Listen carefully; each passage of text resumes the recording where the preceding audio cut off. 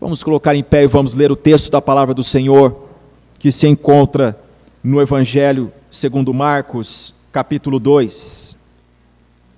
Evangelho de Marcos, capítulo 2. Meditemos nesse texto do verso 1 ao 12. Diz-nos assim a palavra do Senhor. Dias depois, entrou Jesus de novo em Cafarnaum, e logo correu que ele estava em casa. Muitos afluíram para ali, tantos que nem mesmo junto à porta eles achavam lugar, e anunciava-lhes a palavra. Alguns foram ter com ele, conduzindo um paralítico, levado por 4 homens, e não podendo aproximar-se dele, por causa da multidão, descobriram o eirado no ponto correspondente ao em que ele estava, e fazendo uma abertura, baixaram o leito em que jazia o doente. Vendo-lhes a fé, Jesus disse ao paralítico: Filho, os teus pecados estão perdoados. Mas alguns dos escribas estavam assentados ali e arrazoavam em seu coração: Por que fala ele deste modo? Isto é blasfêmia. Quem pode perdoar pecados senão um, que é Deus? E Jesus, percebendo logo por seu espírito que eles assim arrazoavam, disse-lhes: Por que arrazoais sobre estas coisas em vosso coração? Qual é mais fácil? Dizer ao paralítico: Estão perdoados os teus pecados? Ou dizer: Levanta-te, toma o teu leito e anda? Ora, para que saibais que o Filho do Homem tem sobre a terra autoridade para perdoar pecados, disse ao paralítico: Eu te mando, levanta-te, toma o teu leito e vai para a tua casa. Então ele se levantou e no mesmo instante, tomando o leito, retirou-se à vista de todos, a ponto de se admirarem todos e darem glória a Deus, dizendo: Jamais vimos coisa assim. Graças a Deus. Os irmãos podem se assentar, por gentileza. Eu gostaria de meditar com vocês no tema Provando o Amor de Deus. Provando o amor de Deus. Há 2 coisas que nos chamam a atenção na atualidade, quando nós pensamos no compromisso da Igreja de Cristo Jesus, no século 21, em propagar a mensagem mais importante de todos os tempos. Há algum tempo atrás, vocês se lembram que num fatídico dia, no início do ano, em 2011, houve um ato do governo americano, se não me falha a memória, foi 2011, que fez com que uma notícia fosse propalada pelo mundo todo em poucos instantes. Uma promessa política, movida numa campanha política nos Estados Unidos da América, foi cumprida quando um número de soldados das forças especiais americanas descobriram um ponto exato onde estava o homem mais procurado do mundo, a saber, Osama Bin Laden. E ali então, aquela tropa desceu no helicóptero, consumou o que o político americano prometera, matando Osama Bin Laden, e isso aconteceu numa madrugada. Dizem os especialistas que num intervalo de menos de 15 minutos, os principais tabloides do mundo todo já estavam sabendo e já estavam divulgando numa velocidade como nunca. Essa notícia tornou-se célere e o mundo todo, 7 bilhões de pessoas, podiam ter acesso a esta verdade: morreu Osama Bin Laden. Há 2000 anos atrás, Jesus morreu na cruz, mas nem todo mundo sabe. E isso deve nos preocupar. Por que que a motivação dos homens e política impera num mundo em que a igreja está presente? Como diz um autor americano, jornalista, se o evangelho é a melhor notícia de todos os tempos, Por que eu não o encontro sendo conversado nas ruas? Então, nós vemos o quão necessário é a gente deter a atenção num texto como esse e perguntar o que está acontecendo com a igreja que faz com que ela se distraia e não cumpra o seu papel. De tantas coisas, há duas que nos preocupam. A primeira delas é o fato do consumismo. O consumismo tornou-se uma cultura no mundo todo, ao ponto de especialistas dizerem que o que a França produz em perfume poderia acabar com a fome na África. E outros afirmam que o que a França produz em perfumes anualmente poderia exterminar a fome no mundo. O consumismo ele está tão infiltrado na nossa cultura que nós não nos incomodamos com ele. Nós não sentimos nenhuma dor pelo consumismo. E os cristãos, eles têm uma relação de passividade com a cultura, de modo a não criticar, a somente assimilar tudo o que vem. A outra coisa que nós temos, que nos impede na missão, é de não provar o poder de Deus em nós mesmos. E muitas vezes, nós medimos a missão a partir da nossa experiência espiritual. Como isso funciona? É mais ou menos assim: aquele que um dia pediu para que o Senhor ouvisse a sua oração de cura, e não era vontade de Deus manifestar cura ali, mas levar um ente querido, o ego humano ele impera de tal forma que a pessoa ela acaba não orando mais por cura de ninguém. Quando alguém padece, a pessoa pensa: eu nem vou falar nada, porque se eu orar e não der certo, é o meu nome que vai ficar afamado.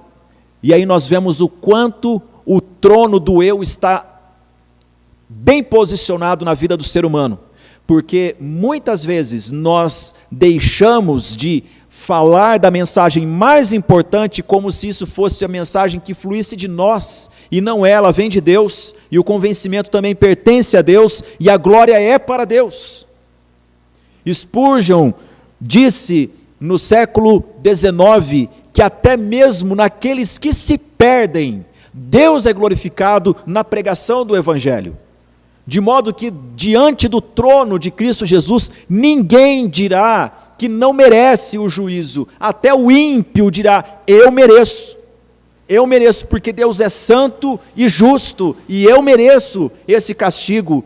Tamanha será a evidência do que será mostrado ali. Nós somos portadores dessa principal notícia da história. E o que nós fazemos? Nós estamos diante de um relato, meus irmãos, que nos desafia, porque Marcos coloca logo no início do seu evangelho essa narrativa que nos diz de quando Jesus voltou de viagem e ele estava em sua casa.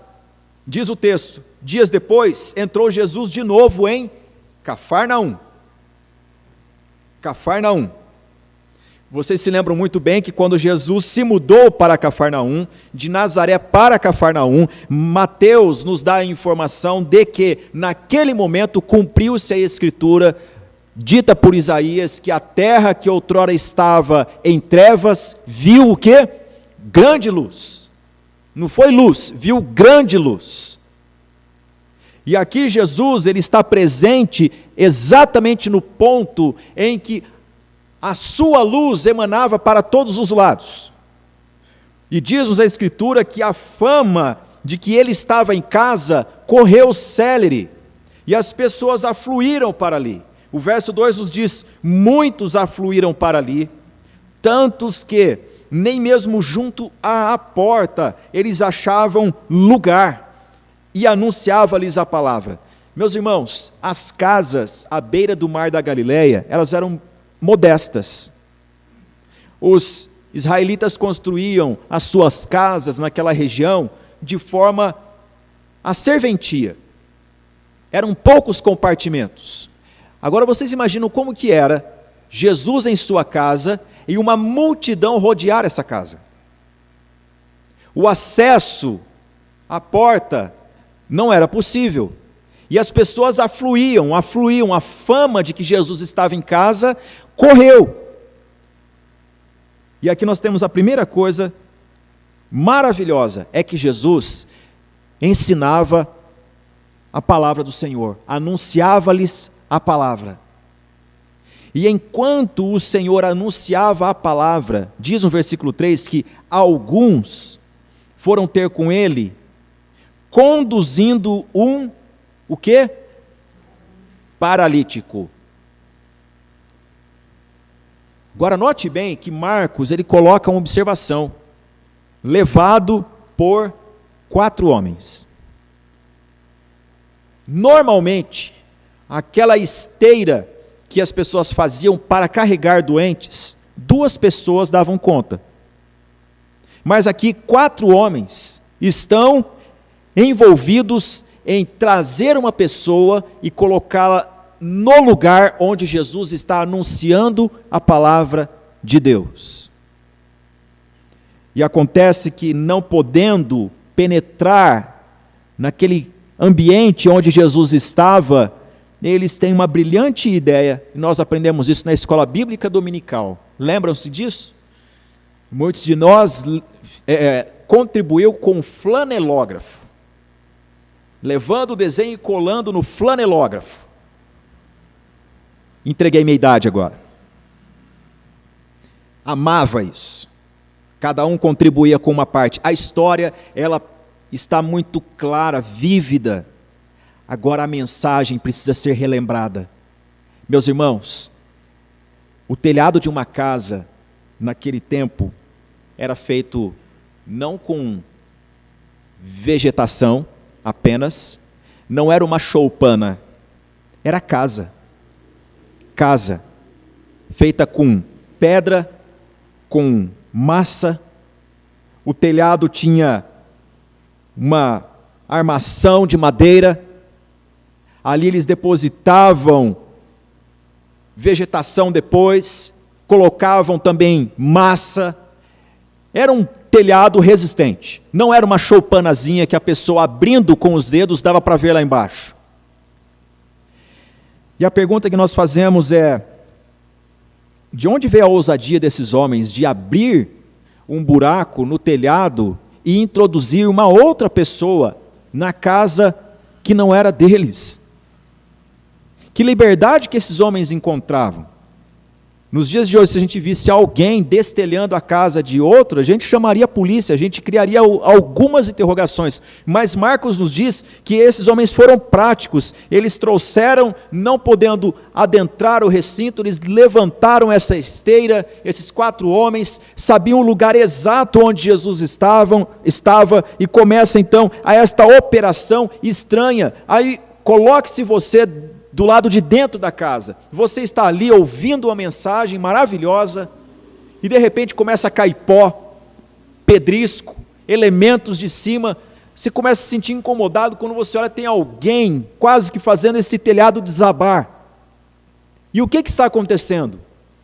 São 4 homens que estão tão envolvidos com a presença de Jesus, que não larga este homem carente, acamado, paralítico, para trás. Eles estão tão envolvidos com a palavra de Deus, com a pessoa maravilhosa de Jesus, que eles não perdem tempo. E para eles não tem obstáculo. Eles levam este homem moribundo numa esteira até a presença de Jesus.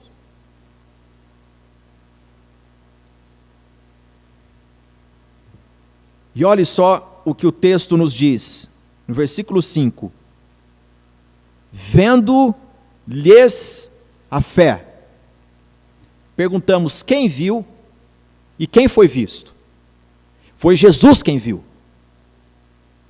E Jesus viu a fé de quem?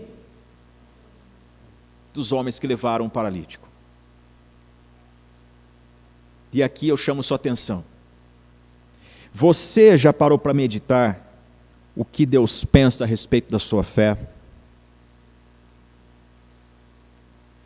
Você já pensou na possibilidade de, neste exato momento, o Senhor querer dizer algo a respeito da sua qualidade de fé, se ela é bíblica, se ela exalta a Deus, se ela é para a glória de Deus, ou se o que você diz de Jesus, da presença dele, é algo que não se manifesta na vida do próximo, porque é isso que o texto está dizendo. Jesus viu tamanha fé desses homens, porque eles foram até o local onde estava este homem paralítico, e trouxeram-no até a presença de Jesus, e vendo-lhes a fé, Jesus disse ao paralítico: filho, os teus pecados estão perdoados.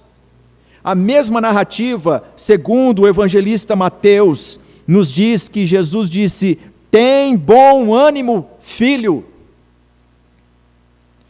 Lucas, no mesmo episódio, disse: homem, estão perdoados os teus pecados.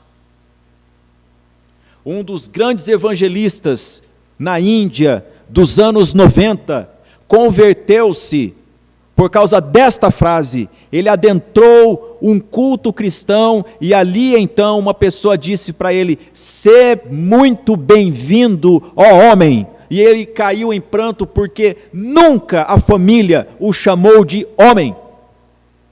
Ele era uma coisa dentro da família.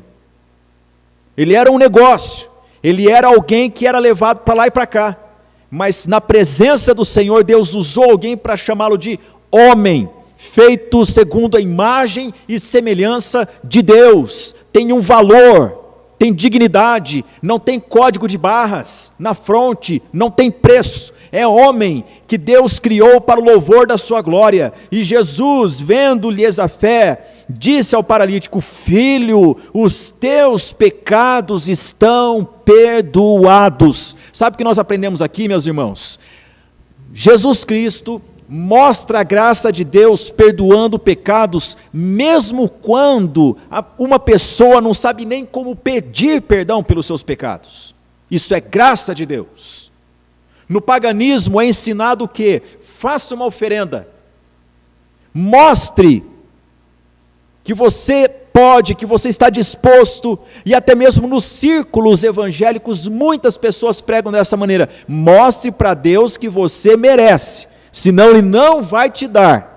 Aqui nós aprendemos que esse homem é trazido pelos seus conhecidos, e na presença de Jesus, Jesus vê a necessidade profunda desse homem. Não é que ele está imobilizado numa esteira para doentes, não, ele está imobilizado para a vida. Ele tem pecado encalacrado no seu coração, que precisa ser removido. Essa noite, eu pergunto para você isso: você já meditou que Jesus deseja te usar na qualidade da sua fé, para que outras pessoas também experimentem esse tipo de declaração: filho, os teus pecados estão perdoados.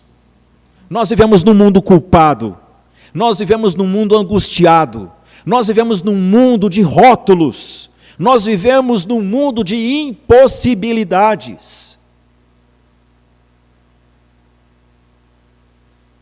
Muitos de nós escolhemos quais pecados podem ser perdoados e outros que a pessoa tem que mostrar que merece.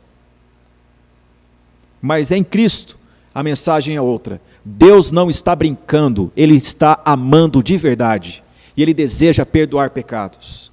Meus irmãos, o que esse texto nos ensina é algo contundente, é que na presença de Jesus, o que há não é show de milagres. Na presença de Jesus, há palavra de Deus. E onde a palavra de Deus é pregada, aí a cura brota.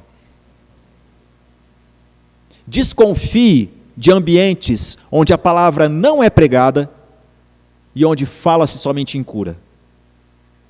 Porque aqui a glória é do Senhor Jesus. A glória é do Senhor Jesus. Outra coisa que esse texto nos diz é que tem coisas que o coração humano não alcança. Os escribas estavam ali assentados e começaram a arrazoar, fazer progressões teológicas, e não entra na cabeça humana. E Jesus afirma que realmente essas pessoas, elas não entendem o plano de Deus e o poder de Deus. Jesus diz: por que arrazoais sobre estas coisas em vosso coração? É mais ou menos como dizer: não faz sentido para vocês. Não tem o porquê de vocês ficarem quebrando a cabeça com isso, porque vocês não experimentaram o que esse homem experimentou, que é perdão de pecados. Qual é mais fácil? A pergunta de Jesus: dizer ao paralítico: estão perdoados os teus pecados, ou dizer: levanta-te, toma o teu leito e anda?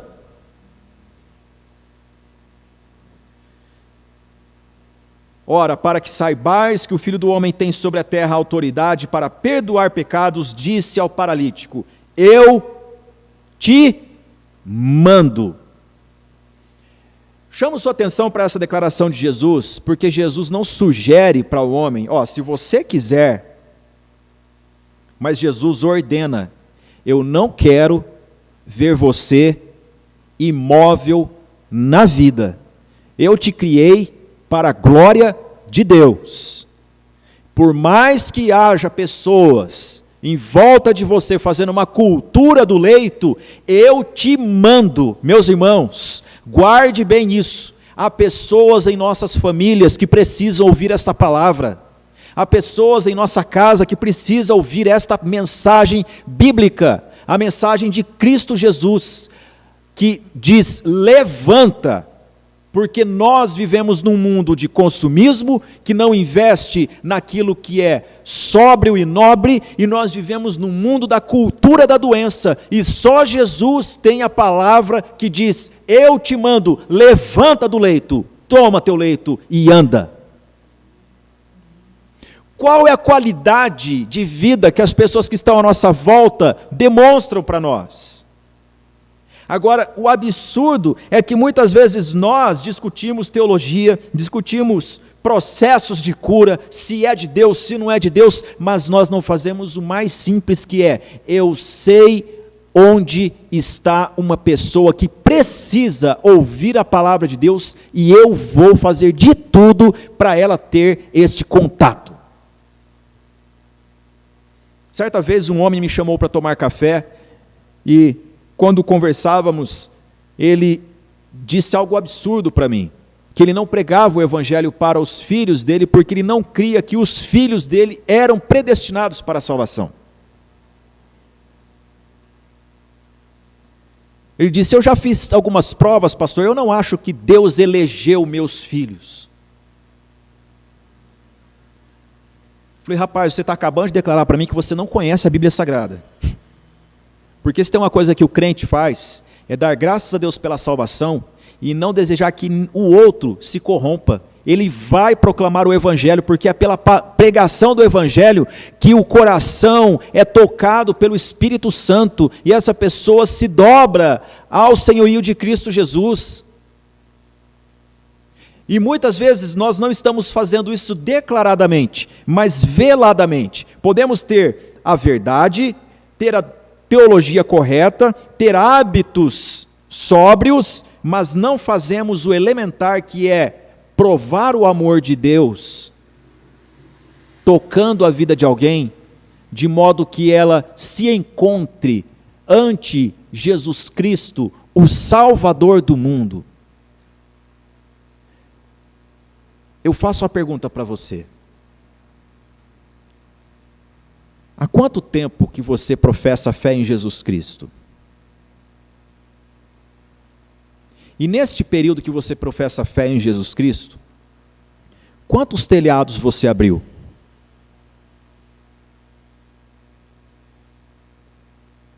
Quantas pessoas você compartilhou a sua paixão por Jesus e pela palavra de Jesus?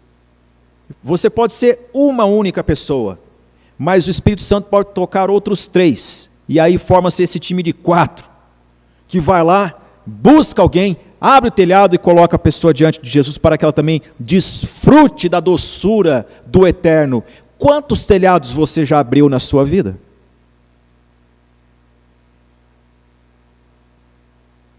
Meus irmãos, o texto nos diz que Jesus estava ensinando a palavra e esses homens foram tocados, lembrando de alguém que precisava ouvir a palavra de Deus, e eles trouxeram e colocaram perante Jesus. O nome disso também é intercessão. Intercessão. Nós, protestantes, muitas vezes estamos dispostos a discutir com um católico que nós não cremos e estão fora da palavra de Deus, orando para que mortos intercedam por eles. Só que nós, em vida, não provamos de que Jesus vive e nós intercedemos com a nossa própria vida por aquele que ainda não conhece a Cristo, levando-o a experimentar isso aqui. Vocês veem como que é difícil? Vocês veem como que não faz sentido? Nós estamos mais dispostos a discutir com um católico na esquina, e a quem seja até hostil nas palavras, para chamar a pessoa de tantos impropérios, colocar tantos predicados, mas se essa pessoa devolver para nós assim, então prove com a tua vida, intercedendo por alguém, interceda por mim. Nós temos dificuldade. Irmãos, uma coisa que o Evangelho faz em nós é sermos coerentes. Se você crê que Jesus é o Salvador, você vai viver de modo a levar as pessoas a concluir, realmente ele estava na presença do Salvador, por isso ele se lembrou de mim. Eu termino essa mensagem contando para vocês um exemplo pessoal. Certa vez, eu fui convidado para pregar numa igreja, e eu cheguei embaixo de chuva, e uma chuva torrencial. E enquanto eu aguardava o culto começar, chegou uma outra senhora, com uma alegria, e aí o pastor apresentou-a para mim, e disse, enquanto nós tivermos um culto aqui, nós teremos um grupo de oração, coordenado por essa irmã. E eu achei interessante, e eu perguntei para ela, qual é a história deste grupo de oração? Ela falou, pastor, esse grupo de oração, ele funciona nesse horário porque essas pessoas trabalham em outros. Então esse é o único momento. Aqui nós oramos pela igreja, oramos pelos obreiros, oramos pelas atividades da igreja. E ela contou o testemunho dela para mim. Ela disse que, certa vez, o marido, sofrendo de uma enfermidade, chegou a notícia derradeira de que ele precisava de tratamentos intensos contra um câncer. E ao reunir a família, que era ela, o marido e a filha, para orarem, a filha soltou a seguinte declaração, eu não vou suportar perder meu pai. Ela disse, não, nós precisamos nos juntar, precisamos nos unir. Não passou 20 dias, a filha tirou a própria vida. Passados 2 meses, o marido veio a falecer. E essa mulher caiu num fosso de angústia, de dor profundo, profundo, que certo dia ela estava na sacada de um prédio, disposta a se lançar de lá de cima, quando de repente alguém bate a porta e, sentindo que algo errado estava acontecendo, entra com tudo dentro de casa. E vendo aquela cena, agarra aquela mulher, cai com ela para o lado de dentro da sacada, chorando e orando e dizendo, eu não posso te perder, eu não posso te perder. Ela falou, pastor, aquela mulher, ela não sabia do meu estado, mas ela um dia teve uma estratégia. Ela bateu à minha porta e disse, eu não te conheço, sou sua vizinha, mas eu fiz um bolo que ficou tão bom, que eu achei que seria muito egoísmo ficar só para mim. Eu vim te trazer um pedaço do bolo. E ela entrou na minha sala. E em poucos minutos, o Espírito de Deus revelou para ela o clima que estava ali naquele lugar. Quando passou alguns dias, ela estava orando, quando sentiu da parte de Deus a necessidade de bater a minha porta, e percebendo que eu não ia abrir, ela entrou no meu apartamento e me livrou de cometer suicídio. E então eu saí desse quadro de fosso profundo, e eu perguntei ao Senhor: Senhor, o que o Senhor deseja que eu faça? E Deus tocou meu coração dizendo: faça bolo e leve para outras pessoas que também estão na sacada da vida. Ela disse: nós começamos um trabalho com bolo, que evoluiu para pães, que evoluiu para também artesanato, e hoje nós temos um grupo gigantesco de mulheres que se reúnem para orar e para manter esse trabalho vivo. O Senhor me salvou, e eu estou aqui engajado nesse projeto, de impedir que tantas outras pessoas sucumbam na dor desse mundo contemporâneo, e Deus tem usado muitas outras pessoas. Eu achei aquele testemunho tão impactante, tão tocante, que eu fiquei rememorando ele durante a semana toda, e lembrando de quantas pessoas estão na sacada da vida, e nós sabemos o endereço delas, e nós dizemos para as pessoas que Jesus é o caminho, que Deus é amor, que Jesus morreu na cruz por amor a nós, mas nós não abrimos o telhado. Antes de começar o culto, um irmão nosso conversava comigo dizendo: pastor, não é fácil evangelizar uma pessoa, não é fácil, mas eu estou insistindo. Meus irmãos, não é fácil abrir telhados, mas quando nós conhecemos a Jesus, nós vamos ao encontro dos carentes e necessitados e fazemos o que for necessário para que essa pessoa ouça: filho, os teus pecados estão perdoados. Portanto, essa noite eu convido você a se colocar em pé, na presença do Senhor, e fechando os olhos, que você medite o que a pandemia fez do homem nesses dias, o que coronavírus fez com a raça humana. Quantas pessoas estão paralíticas dentro de um quarto? Quantas pessoas estão realmente com dor no físico e precisam de um abraço? Quantas pessoas estão neste momento clamando: será que Deus sabe onde estou? Será que Ele sabe onde eu moro, o meu endereço? E meus irmãos, nós somos sal da terra e luz do mundo. Nós temos uma missão. Essa noite, a mensagem de Deus é para mim e para você. Quantos telhados nós abrimos? Quantas pessoas nós trouxemos num leito para que ouça de Cristo: os teus pecados estão perdoados? Agora, sejamos sinceros, nós não podemos usar da teologia e nos esconder atrás dizendo: quem salva é Deus que levanta pessoas, é Deus que é o Salvador, então se Ele tiver que salvar, Ele vai salvar. Não precisa de mim. Quem pensa dessa forma não foi tocado pela palavra de Deus, porque a palavra nos ensina que essa é a melhor notícia, por isso que é evangelho, e a gente não guarda para nós isso. Nós vamos ao encontro de quem precisa. Eu convido você a fechar os olhos, curvar a sua fronte e pensar comigo em uma pessoa que precisa do seu bolo. Uma pessoa que você pode tocar a porta dela, bater a porta, chamar pelo nome. Você sabe o endereço dela. Esses 4 homens sabiam o endereço do paralítico. Você sabe o endereço de alguém. E eu convido você a fazer uma oração simples: Senhor, leva-me a viver uma vida para a glória do Teu nome, comunicando a notícia mais bela de todos os tempos, que Deus estava em Cristo reconciliando o mundo consigo, não imputando aos homens os seus pecados.